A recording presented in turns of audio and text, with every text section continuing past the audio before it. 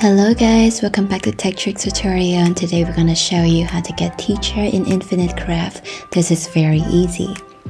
So first we're gonna start with fire and then water to have steam. Leave it aside. Now we grab earth, then add water to a plant.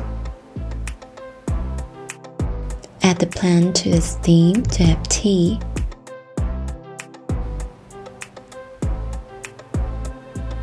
Leave this tea aside, then we add plant, and then more plant.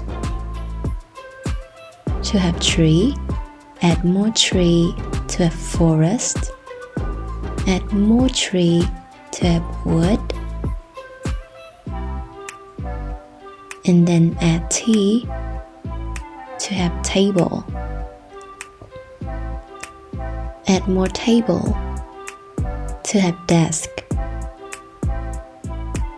Then add this desk to the tea and we have teacher. I hope this video is helpful for you. Thank you for watching and I'll see you in the next one. Bye!